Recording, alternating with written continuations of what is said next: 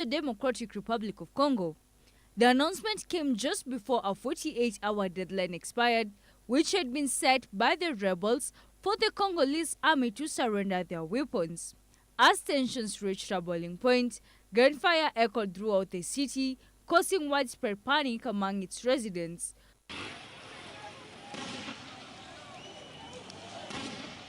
Tuko nasikia mabombe ziko natokea huku zengine huku na huku.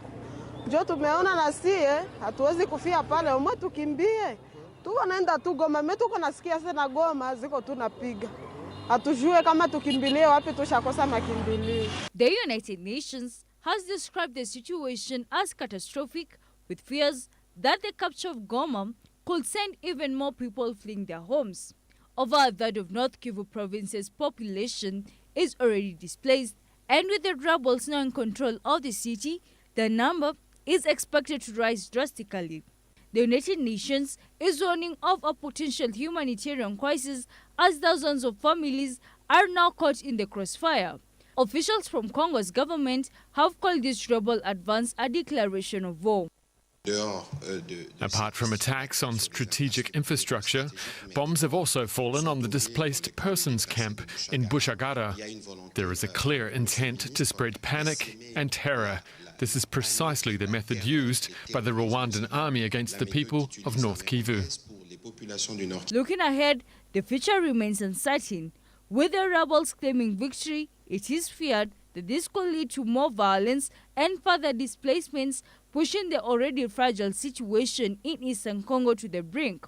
The international community is urging for swift action to prevent further suffering, but as of now, the people of Goma are left to face the harsh reality of war.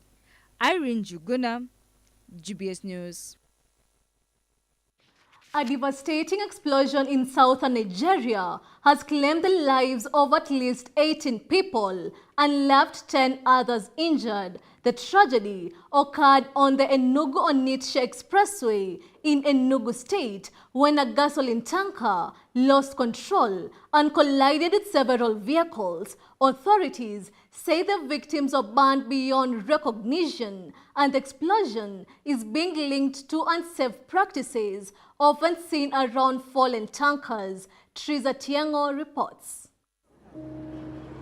At least 18 people have been killed and 10 others injured in southern Nigeria after a gasoline tanker exploded. The accident occurred on the Enugu-Onitsha Expressway in Enugu State when the tanker loaded with gasoline lost control, collided with 17 vehicles and burst into flames. Officials from Nigeria's Federal Road Safety Corps confirmed the death, with the victims reportedly burnt beyond recognition. 3 others were rescued unharmed, while the injured have been taken to the nearby hospitals for treatment. This incident is one of many deadly tanker accidents in the country as a result of Nigeria's lack of efficient railway system for transporting cargo. Gasoline tanker explosions have become a regular occurrence on major roads, with people sometimes attempting to scoop gasoline from fallen tankers, often leading to tragic consequences. Earlier this month, 98 people died in a similar accident in Niger State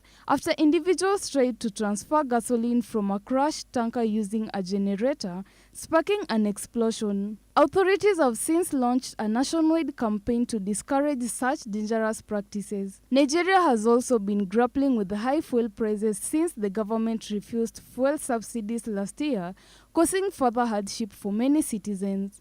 Triza Tiengo, GBS News.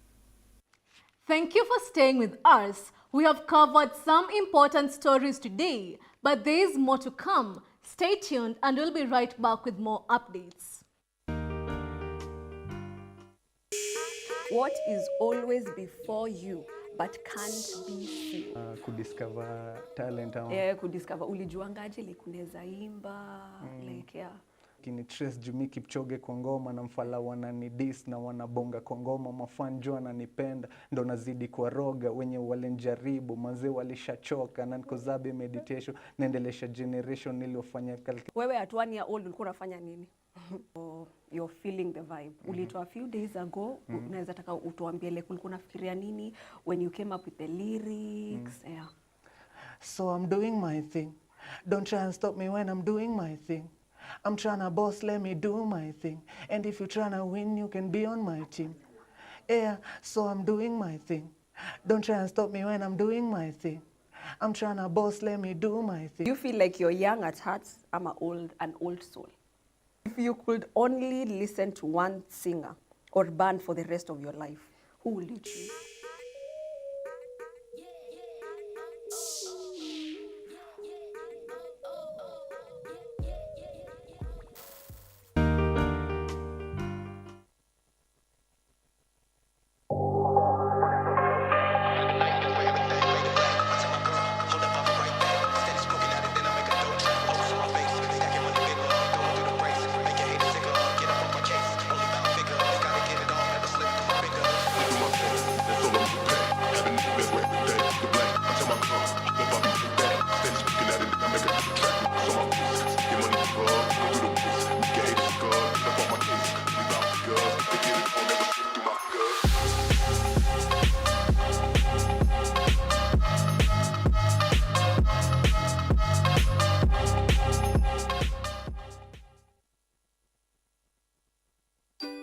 Are you all happy to see me? Yes, I'm also very happy to see you. We're going to make, ta-da, a banana milk package.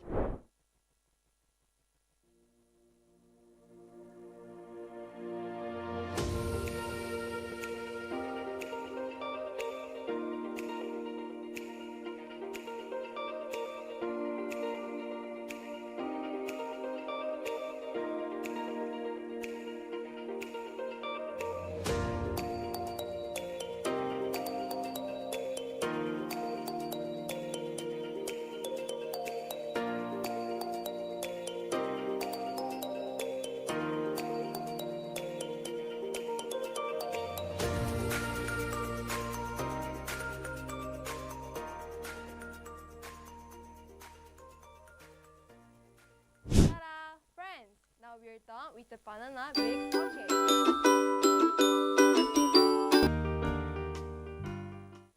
We are going to be talking about goal setting itself and building resilience. Goal setting and building resilience. So hawezi sema nita set goal then someone else akuja kuwork on the goal. Hawezi sema uta set goal yenyewe mwenyewe huwezi reach. Hawezi sema uta set goal na mali una stand like huwezi reach ile goal umeset. Just imagine I've promised someone that I will do something to them by the end of this year, and then surely I fail. What will happen? You know, they will say Steve has broken my heart. Nimeset hata mimi goals but ni realistic goals. Unajua aje ni realistic? Because najua I'm capable of like they're realistic. They're making sense. Sijasema nanunua V8 by the end of the year. But because I know inaweza kuwa impossible because mtu anaangalianga. Si kumake tu. Najua utaandika. By December 31st nataka kuwa na iPhone 16 Pro. It is insane to do the same thing and expect different results. Yeah, so definitely we need to see, like, if it is not working, what is in this system that is making this thing fail, and I'm expecting these results. How can I improve this project? The goals that you set, maybe ukiona like maybe that can be affected by kitu huwezi avoid. About self-competition.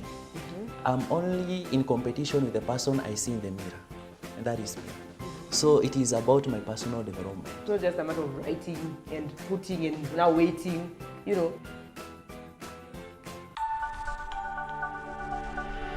Everywhere, GBS.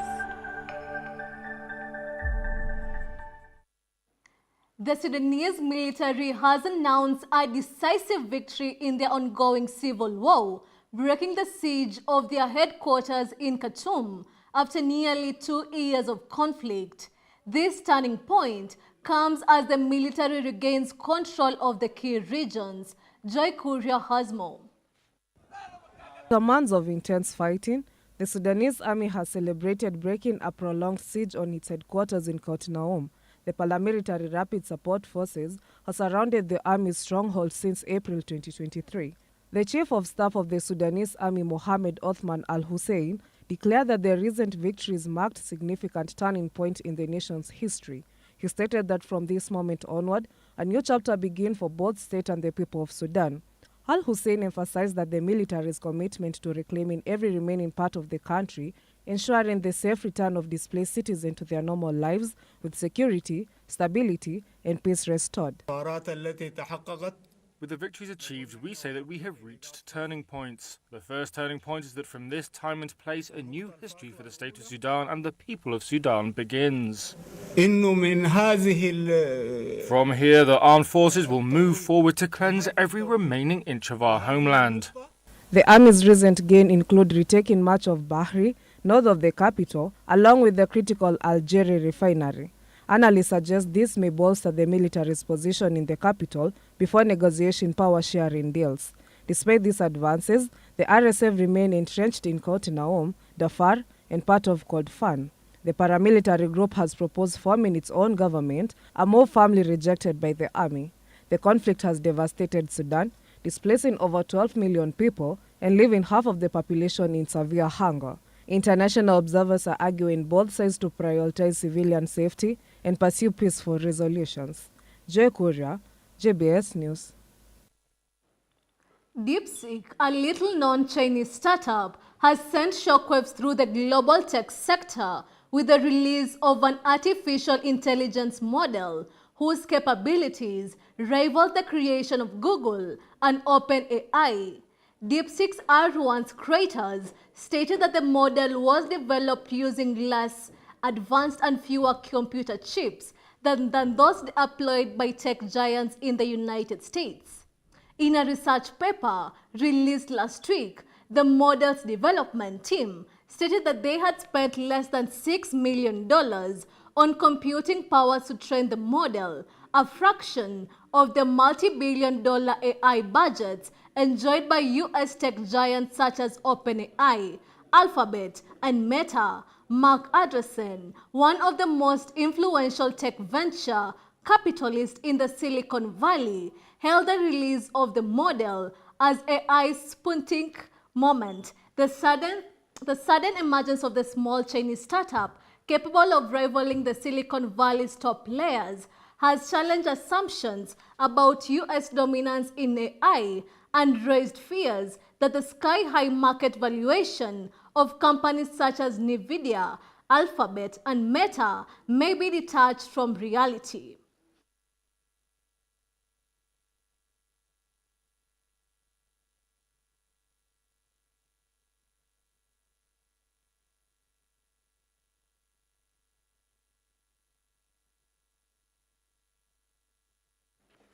Today, thousands of displaced Palestinians began returning to northern Gaza after a ceasefire agreement between Israel and Hamas allowed displaced Palestinians to pass, providing a ray of hope for those who had been struggling with the consequences of the ongoing conflict. Here is more on the scene.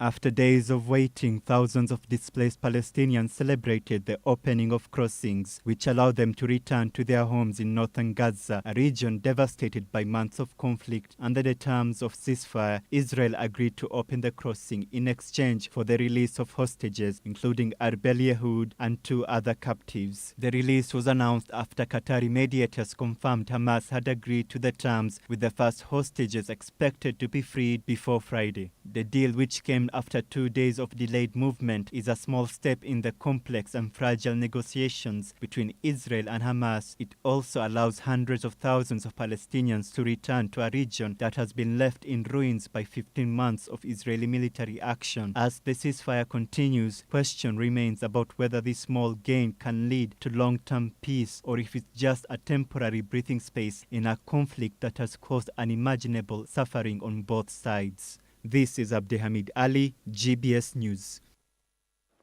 The 2025 Africa Cup of Nations will be hosted by Morocco. The tournament features teams like Morocco, Ivory Coast, Nigeria, Egypt, and Senegal, all competing for the prestigious title.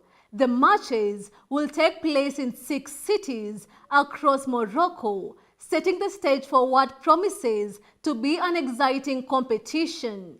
The 2025 Africa Cup of Nations is set to kick off in Morocco this December, with the host nation placed in tough group alongside Mali, Zambia, and Comoros. Morocco, fresh off their historic World Cup semi-final run, will look to make a statement on home soil.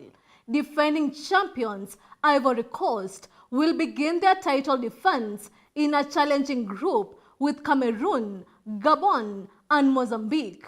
Meanwhile, Nigeria, last year's runners-up, faces a tough test against Tunisia, Uganda, and Tanzania.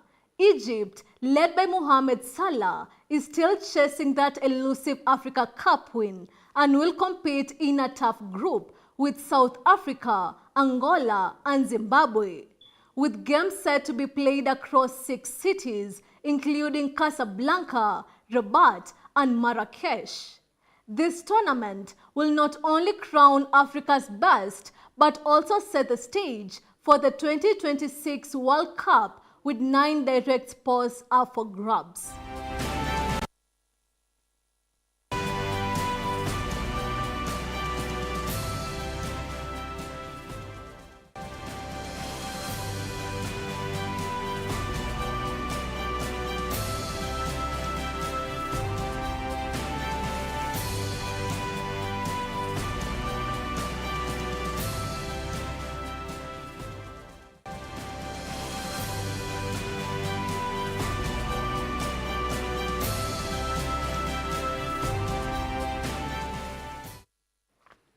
Thank you for staying with us. We have covered some important stories, but there is more to come. Stay tuned.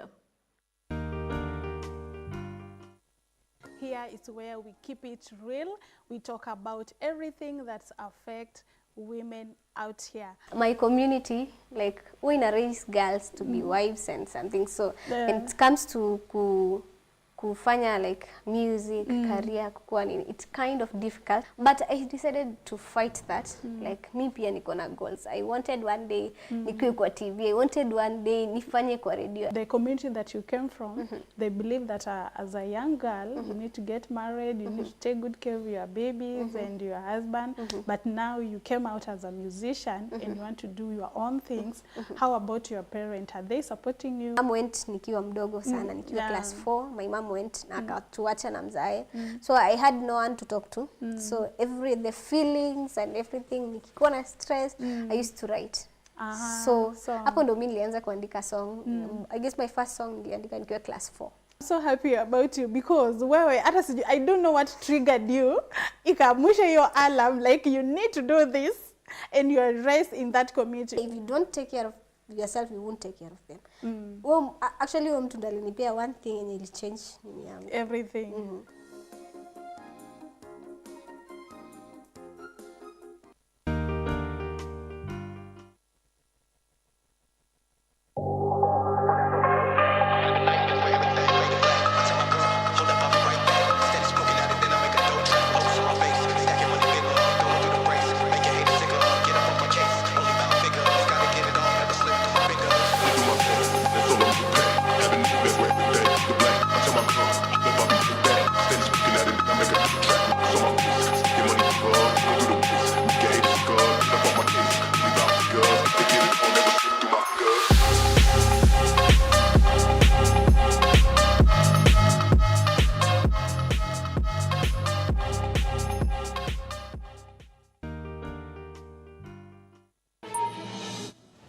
How can I start the missionary school? And God was giving me the heart to start the missionary school.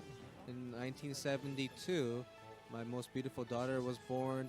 I didn't raise my daughter, so God raised my daughter, so she was raised so wonderfully to work for the gospel. And so 1976, the missionary school was born. And I feel so moved as the church is moving for the gospel. The pastor lives for this.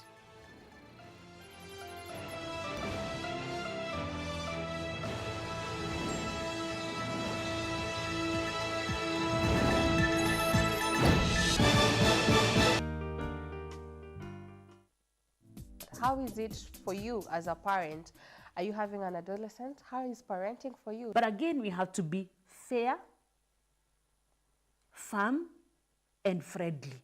We cannot parent without being friendly to these children. Peer pressure not to be pure.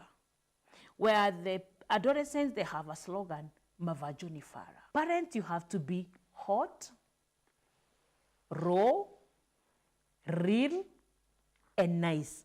How do we help our children to understand we are not from the West and we can never be the West? Reason as to why I'm bringing this out is because we have to understand the trends. Because they tend to trade with what is trading.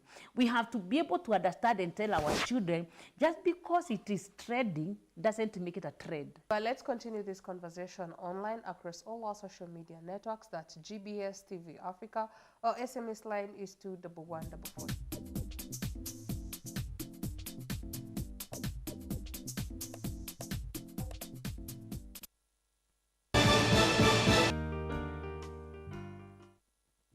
How is it for you as a parent? Are you having an adolescent? How is parenting for you? But again, we have to be fair, firm, and friendly. We cannot parent without being friendly to these children. Peer pressure not to be pure. Where the adolescents, they have a slogan, Mavajuni Fara. Parents, you have to be hot, raw, real, and nice. How do we help our children to understand we are not from the West and we can never be the West? Reason as to why I'm bringing this out is because we have to understand the trends. Because they tend to trade with what is trading. We have to be able to understand and tell our children, just because it is trading doesn't make it a trade. But let's continue this conversation online across all our social media networks. That's GBS TV Africa. Our SMS line is 21144.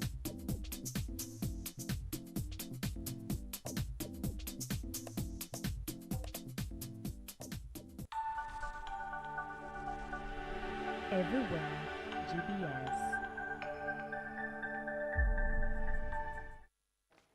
Welcome back to The Ambassador. Now, we will welcome a new segment in The Ambassador, that is the Africa in Depth, the show where we unpack the stories shaping our continent today. And this afternoon, we'll delve into one of the most pressing and complex topics in West Africa, the shifting geopolitical landscape in the Sahel region. The recent decisions by Mali, Niger, and Burkina Faso to distance themselves from ECOWAS have sent shockwaves across the region and beyond. These moves raise critical questions about the future of regional unity, governance, and international relations in the Sahel. To help us make sense of this development, we are honored to have us Dr. Josh Maio, an expert in international relations and a lecturer at USIU University. He'll shed light on the broader geopolitical implication of these changes. We are also joined by our correspondent, Peris Kigo, who will provide us with further insight from the ground and perspectives from key stakeholders in the region. It's a conversation you don't want to miss. But first, let's take a listen at Kigo's report. When the wind changes its direction, even the strongest trees must change its stance.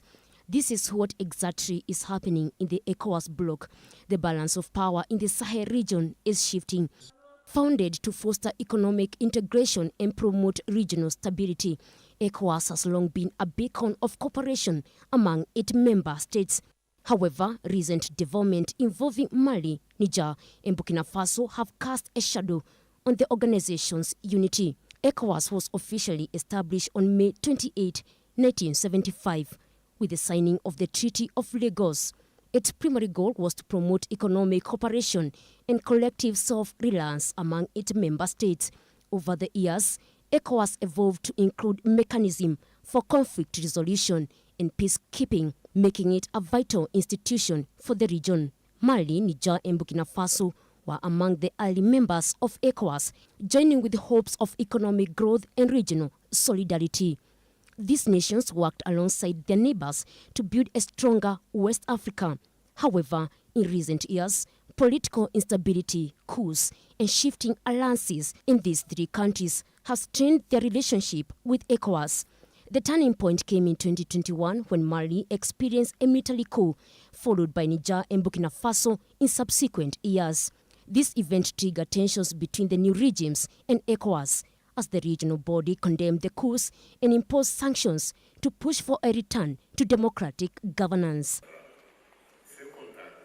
The impending exit of Burkina Faso, Mali, and Niger from ECOWAS is disheartening. We commend the ongoing mediation efforts led by Their Excellencies President Faure Gnassingbé of Togo and President Bassirou Diomaye Faye of Senegal. Despite ECOWAS' effort to engage with the transitional government, including high-level delegations and mediated negotiations, the relationship deteriorated. In mid-2023, the three nations announced their intention to withdraw from ECOWAS, citing perceived interference in their sovereignty and dissatisfaction with the organization's sanctions. ECOWAS allegedly adopted an irrational and unacceptable stance by imposing sanctions that were illegal, illegitimate, inhumane, and irresponsible, in violation of its own statutes. They are responsible for these sanctions. They are responsible for these deaths. The same thing happens in Mali. With Burkina Faso, we have indirect sanctions. Because people must understand that when they take their orders from the other side, they come and do everything to apply it. Remember that it was in 1975 that it was created, and it was created for the majority of state leaders, putschists, as they like to say. It was the military who took the power and took the responsibility to create ECOWAS so that there is a real economic growth of the people inside this space. In response, ECOWAS granted the three nations a 6-month grace period, urging them to reconsider their decision and address the organization's concerns. The authority decides to set the period from 29 January 2025 to 29 July 2025 as a transitional period and to keep ECOWAS doors open to the three countries during the transition period. However, repeated effort to find common ground proved unfruitful. The interim government in Mali, Niger, and Burkina Faso held firm in their stance, emphasizing their desire to forge a new regional alliances. As of January 29, 2025, the withdrawal of Mali, Niger, and Burkina Faso from ECOWAS will become official. This marks a significant moment in the history of the organization as it faces the challenge of maintaining cohesion amid these departures.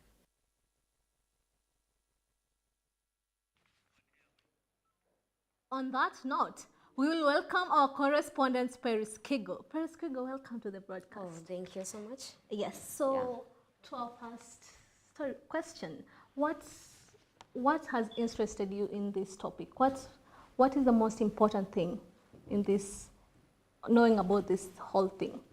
Okay, the most important things in Africa in depth, we have seen recent withdrawal of Mali, Niger, and Burkina Faso from ECOWAS. And you know, ECOWAS consisting of 15 members, we want to unveil the truth behind this shifting geopolitical landscape in the Sahel region. Yeah.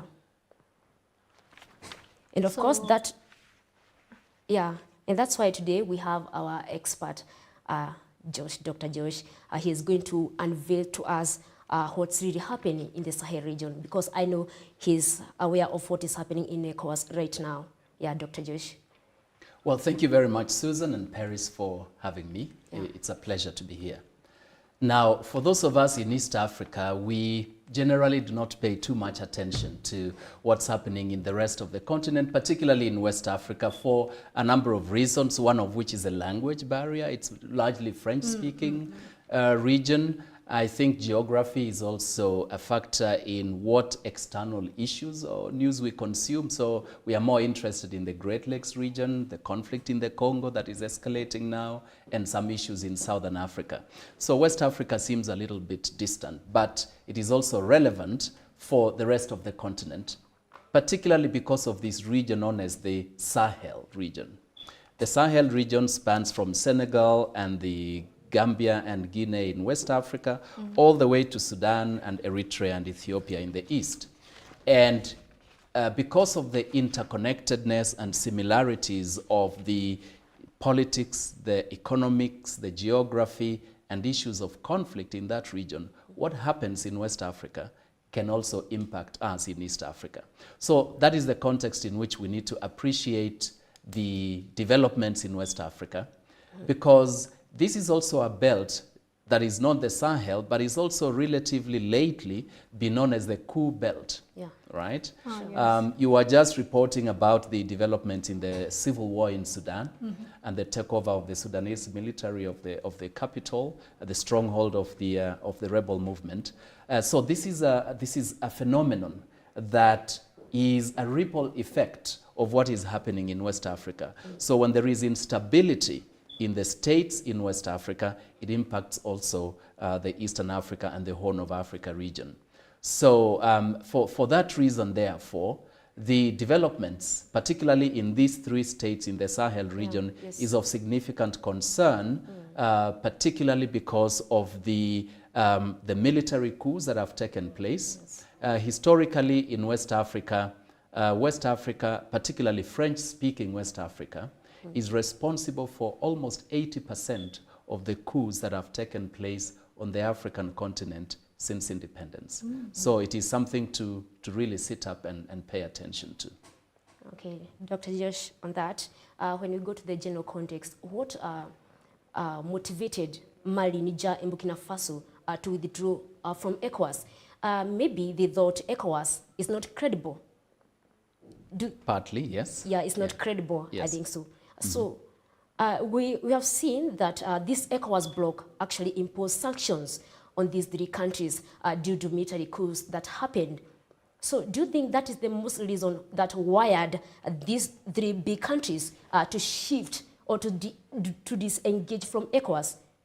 The sanctions. Yes, absolutely. You're quite right that, of course, nobody likes sanctions. Yes. Sanctions have a negative effect on your economy. It is also an insult, right, to your integrity and sovereignty as a state.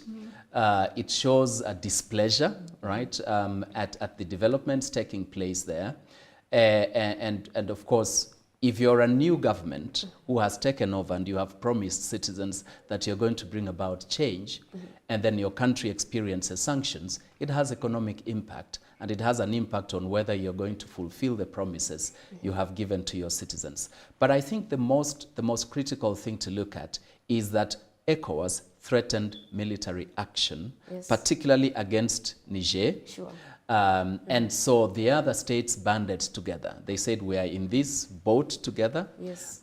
We have certain grievances against the past civilian regimes that are being supported by ECOWAS.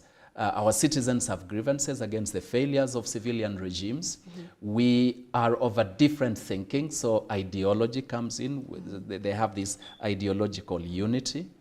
And so it motivated first to band together because you're stronger if you unite and you cannot be picked apart by ECOWAS. So by creating this union, this confederation, they wanted to send a strong signal to ECOWAS that you cannot push us around, okay? So they say that you think you can retaliate against us, we are also simply going to pull out. So this is the kind of geopolitical game that is taking place. But is Africa ready? Is the region ready? Because keeping in mind these three countries are landlocked, right? They need either the member states to do international trade due to the sea.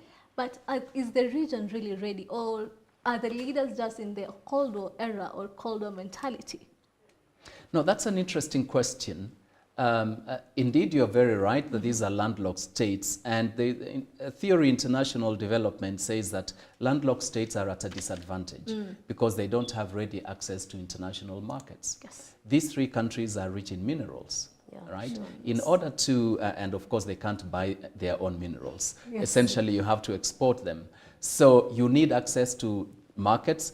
Minerals, uranium and gold and other heavy metals, usually they are exported through shipping, right? So you need to get to the port. Yes. A few of them you could fly them out, but that still presents some challenges. So yes, so these countries are landlocked, and of course you need to import goods as well. Yes. So one wonders whether they were shooting themselves in the foot by withdrawing from ECOWAS. But we have to realize that these three countries are also members of the common currency, the West African franc. And so you may withdraw. Is it a political gimmick, or is it actually a substantial withdrawal? So they argue that they want immediate disconnection from ECOWAS. But for every regional treaty, even in the East African community, there is always a transition period. You cannot wake up one morning and say, we simply withdraw, because you're deeply entrenched. There are institutional mechanisms, trade arrangements, and so on and so forth that tie them together. And that is why ECOWAS said that let's be reasonable about this. Let's give you a transition period where then we see how we disentangle institutionally and so on and so forth. But that will place these three countries in a very difficult situation. I know we will talk about the international dimension, some Russians and Chinese coming to fill in the vacuum, but will it compensate the role and the place of regional cooperation? That is a big question mark. So, Dr. Josh, how does this withdrawal of these three countries actually affect the dynamic region of the Sahel region? How does it affect it? So it has a significant impact for several reasons. One, of course, we've talked about trade. The whole point of coming together as regional countries to form a larger trading bloc is to have a larger market for your goods and services, so that you have economies of scale that allow for faster economic growth. So it has an impact on trade regionally and the prospect for growth. It has an impact on the global perception about the stability of the region.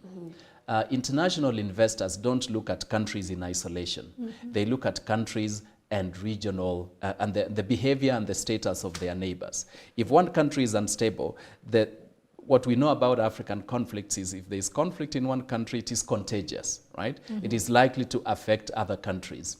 And so foreign investors immediately shy away because they are perceived, there's a perception of risk, right? So it will affect foreign direct investment in the region. It will dry up. We have already seen a significant decline in US trade in West Africa, US investments in West Africa.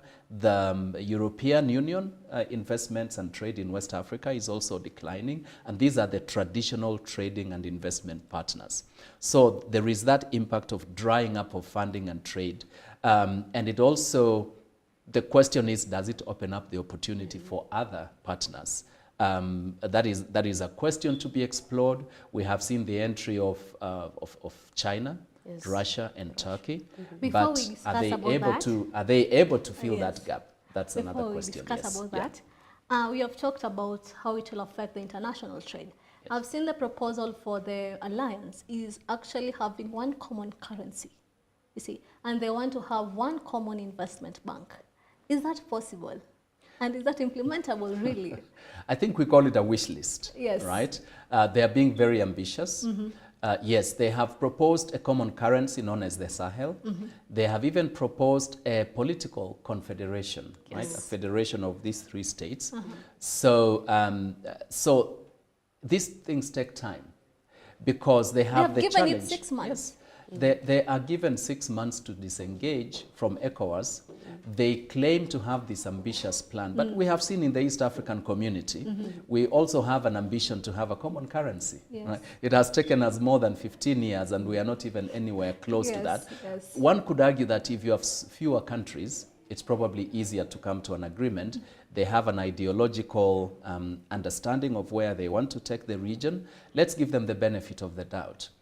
But the other thing is that they stand to benefit more by being part of the CFA franc, the common currency with about 7 other member states. So you have a larger market. If you just have a confederation of 3 countries, your market is smaller.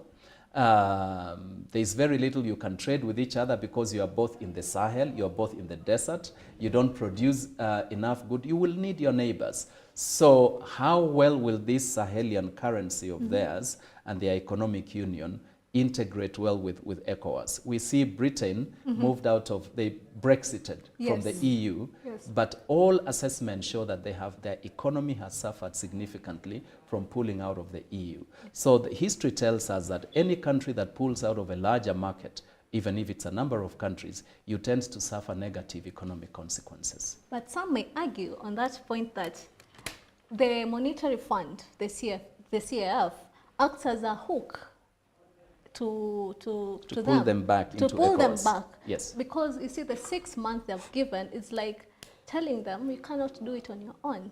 So why give the 6 months really? So I think the ECOWAS region is playing the big brother. Okay, they are saying these are spoiled brats, right? They're just throwing a tantrum. Okay, let's give them time to cool down. Let them think much more rationally and critically about the consequences of pulling out. Of course, it has an impact on the rest of the ECOWAS countries which are south of the Sahel. Yes. And this is the security dimension that we haven't discussed, and the Islamist insurgency and the rebels. Because ECOWAS is stronger when they stand together against this rebel insurgency. If these three countries pull out, remember that they had the intervention of France, the United States, and the EU in supporting them to fight these rebel insurgencies because they could not do it on their own. Now that France has pulled out, the US has pulled out, they are on their own, the rest of the ECOWAS is calculating that these three countries will not be able to hold back this insurgency. And so if they fall to the rebel insurgency, remember Nigeria has its own security challenges with Boko Haram and Chad and parts of Cameroon. So if the Boko Haram ally themselves with the rebels in Mali and Chad and also in Niger, it could pose a significant security threat. So ECOWAS says is trying to they are regretting probably the sanctions, so they are trying to throw them a carrot to pull them back because they need for the stability of the security in the region. So I think ECOWAS will do the best that it can to make sure that these attempts to pull out will not succeed. But they have formed a 5,000 military personnel army.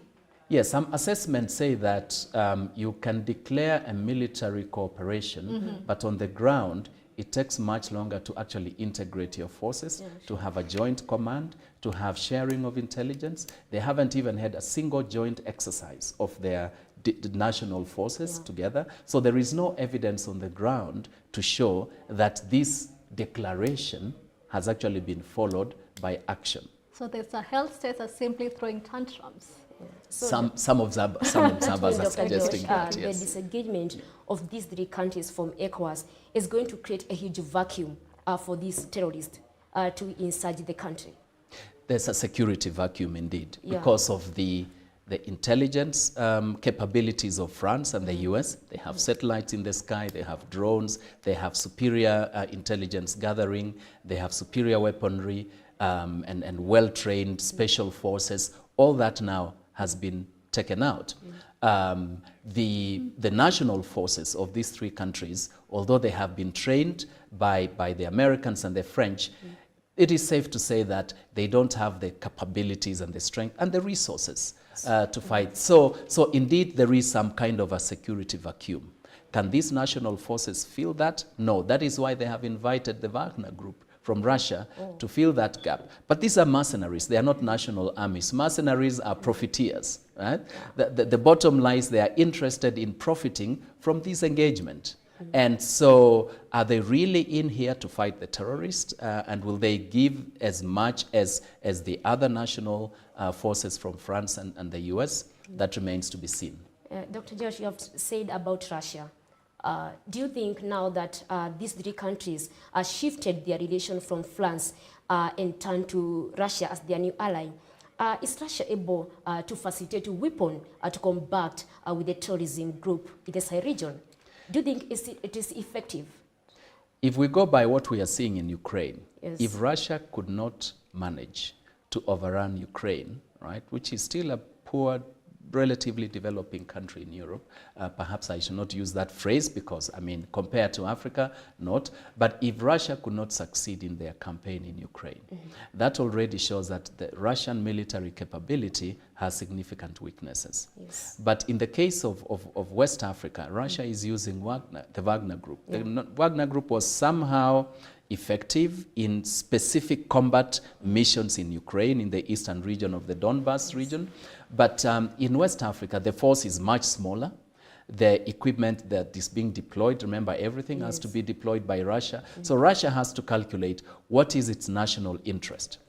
Russia is currently basically having a symbolic presence in West Africa. It cannot afford to commit resources, personnel, the intelligence, the military hardware to combat the terrorists. It is purely symbolic to attempt to counter American dominance, but as to whether they will be effective in filling that security vacuum, it remains to be seen. And as indications show that the Wagner Group is not as effective a fighting force as the West Africans would have hoped. Dr. Josh, coming to the regional realignment or regional relations, now that these three big countries, Mali, Niger, and Burkina Faso, have shifted from the ECOWAS bloc, what about the remaining countries like Senegal, Ghana, Cote d'Ivoire?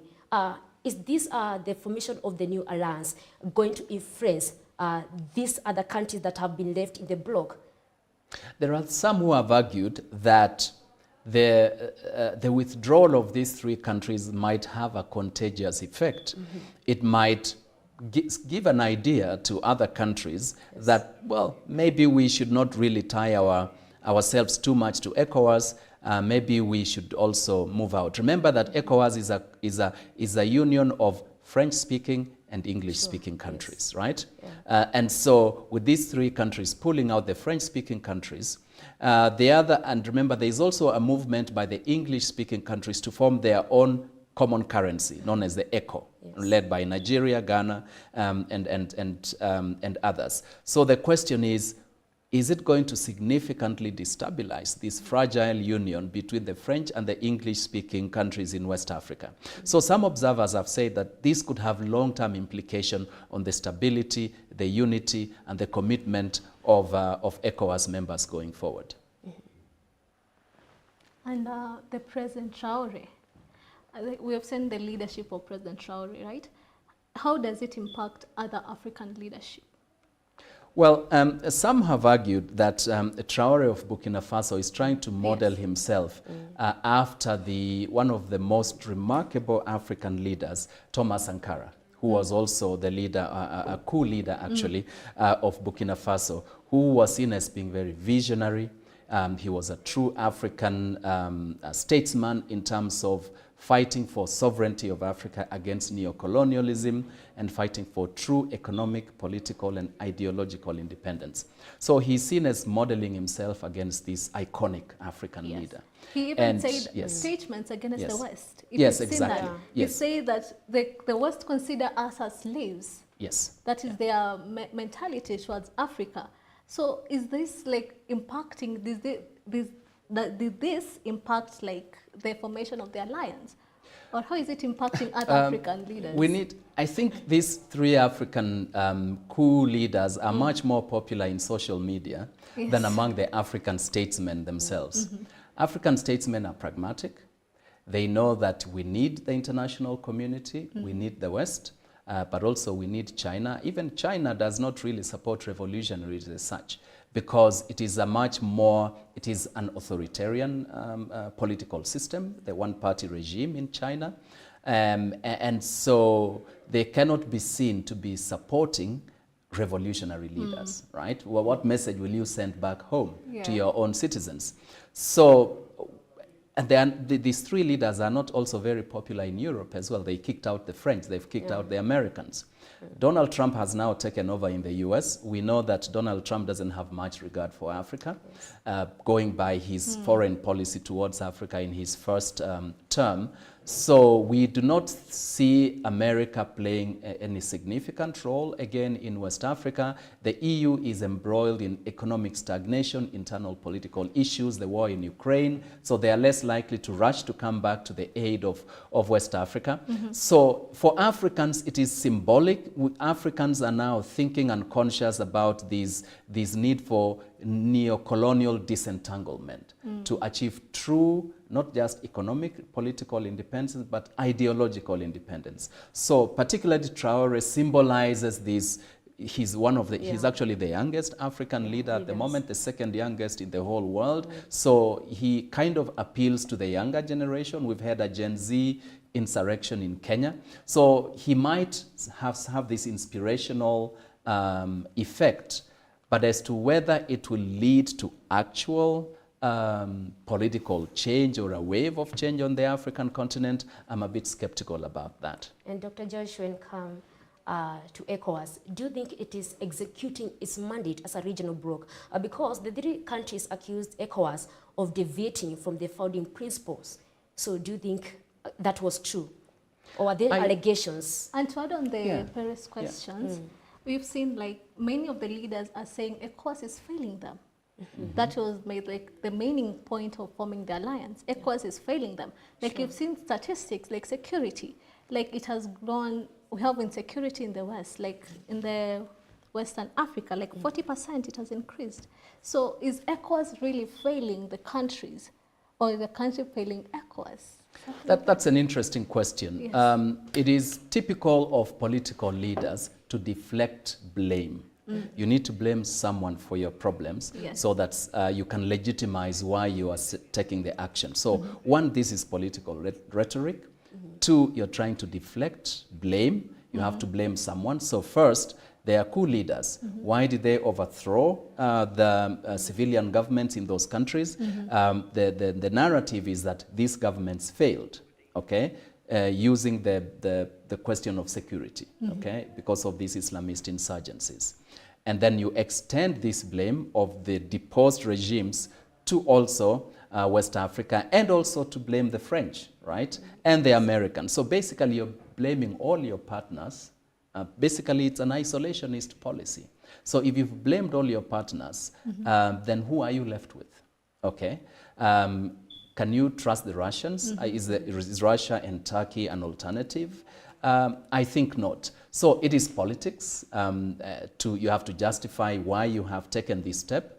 You have to mobilize your citizens around you, but this can only take you so far. It takes you through the honeymoon period. Yes. After that, citizens will start demanding to see change, to see evidence, and then they will probably go back to ECOWAS and say, okay, we need to work together. Dr. George, when it comes, maybe ECOWAS, do they regret the decision they take to expel temporarily the three countries? Or maybe they could have used another means, maybe diplomacy, instead of sanctions to these three countries. Maybe they felt disappointed, these three countries, and felt alone. So what ECOWAS did is not different from the principles of the African Union, right? African Union, under the African Union Charter, they do not condone military coups. They don't condone violence, overthrow of civilian governments, right? So what the African Union does is the moment there is a coup, that country is suspended from the African Union. So they follow the right so they have followed the principles under the African Union, and ECOWAS is a regional body that is part of the African Union. So these are continental principles, and ECOWAS is basically following these principles. We've seen this also happening in Southern Africa with the issue of Zimbabwe, and so on and so forth. So, so the question is, yes, this was a legitimate action under the ECOWAS constitution and the treaty of ECOWAS. Of course, these countries then retaliate, as we have said, but eventually the ECOWAS reconsidered, and they have actually abolished some of the sanctions against the state. Now they are using what they refer as targeted sanctions against individual people because of humanitarian grounds, because sanctions tend not to affect the leaders but the citizens. Right? If you have trade sanctions, blocking movement, blocking the airspace, it's the citizens who suffer who are not actually part of this. So ECOWAS has rolled back those initial sanctions. They have said, okay, we are not expelling you, we are giving the opportunity to rethink, and you're welcome to join us. So they thought that perhaps they were a little bit too harsh, maybe because they didn't expect these countries to pull out. So they are trying to mitigate that consequence by trying to bring them back. Again, as I said, because they need them in the fold for purposes of ensuring regional security. So there is also the national or regional interest of ECOWAS that these countries remain in the fold rather than being out there on their own. For your parting shot, do you think this alliance will succeed? I would say that some analyses have said that historical context show that there is a large graveyard of countries that try to, first of all, pull out of a union. And it is much more difficult to form a union of states, all right? Most of them never work out. In fact, we have more history of states seceding from a larger union than unions coming together. So the most successful, we could say, is Germany. We had East and West Germany that has been a successful union of states. But even closer home, Tanganyika and Zanzibar were different states. At independence, they came together, but it has lasted, but they still have their vugu-vugu. They have some challenges. So the issues in West Africa between the Sahelian states are enormous. We should not understate the challenge, the security, the developmental, the economic challenges. It is very difficult to see how, first of all, the confederation or that union will succeed. Thank you so much for that. Time is not on our side. Paris, for your parting shot. Okay. Before we cut this discussion, what about the economic implication that is going to happen in this region now that we have seen that disengagement? So we have seen, as I've said earlier, the investments have dried down. Foreign investments, trade has declined. So the future for the Sahel is actually better assured within ECOWAS. Africa is trying to create the African Continental Free Trade Area. We are moving towards more economic integration rather than disintegration. So eventually my assessment is that the forces to pull them back will be stronger than the forces to push them out. Thank you so much. Let me ask the final one, Doctor, the final one, as we are going to close this show. What are some of the strategic recommendation, strategic recommendation can you maybe give for this ECOWAS in order to adopt to this shifting landscape in the Sahel region? Because they were not aware, they were surprised that these three countries are leaving. And tomorrow we know is the final day, the official day that these three countries are going to leave from the bloc. To keep it brief, leave the door open for them to come back. Okay. Thank you so much, Doctor. Now we have come to the end of the in-depth segment. Thank you for joining us on this bulletin. And that international news marks the end of our bulletin today. Be sure to tune in tomorrow, same time, same place at 1 p.m. Good afternoon.